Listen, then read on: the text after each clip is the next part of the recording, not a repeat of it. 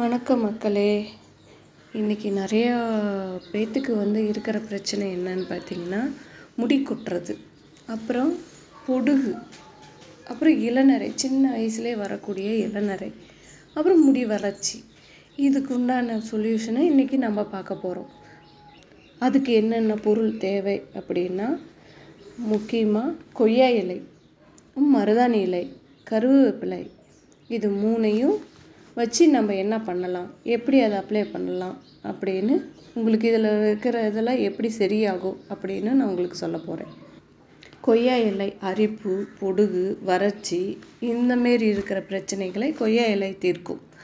அது மருதாணி இலையை ஓவர் ஹீட்டு, பாடியில் இருக்கிற ஹீட்டை ஃபுல்லாக எடுத்துட்டு அந்த வெள்ளை முடிக்கு உண்டான இதை குறைக்கக்கூடிய தன்மை மருதாணி இலைக்கு தான் இருக்கிறது.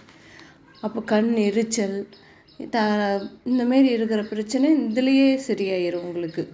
கருவேப்பிலை என்னன்னு பார்த்தீங்கன்னா, அதில் இருக்கிற நன்மை பார்த்தீங்கன்னா, ஆன்டி ஆக்சைடு மற்றும் புரோட்டீனும் கலந்துருக்குது. அது ரெண்டும் கலந்துருக்கிறதுனால நல்ல ஒரு ஸ்ட்ராங்காக முடி வளர்கிறதுக்கும் பளபளன்னு உங்களுக்கு அந்த வறட்சி தன்மையை போக்கி நல்ல ஒரு ஷைனிங்காக கொடுக்கும்.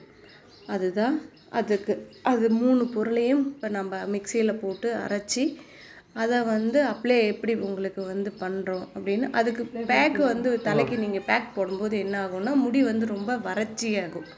அதனால் பேக் போடுறதுக்கு முன்னாடி கொஞ்சமாக தலைக்கு எண்ணெய் ஆயில் அப்ளை பண்ணி, தேங்காய் எண்ணெயை அப்ளை பண்ணி பிறகு அப்புறம் இதை அப்ளை பண்ணிங்கன்னா முடி நல்ல ஒரு இதாக இருக்கும்.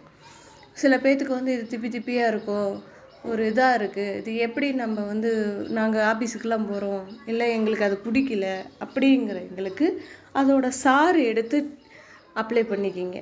அந்த 3 இலைகளையும் அரைச்சி அதோட சாரை நீங்கள் அப்ளை பண்ணிங்கன்னா, ஆனால் வாரத்தில் 2 நாள் அப்ளை பண்ணுற மாரி வரும். நீங்கள் தொடர்ந்து இது 1 மாதத்துக்கு நீங்கள் பயன்படுத்திட்டு வந்தீங்கன்னா உங்களுக்கு நல்ல ஒரு ரிசல்ட் இருக்கும்.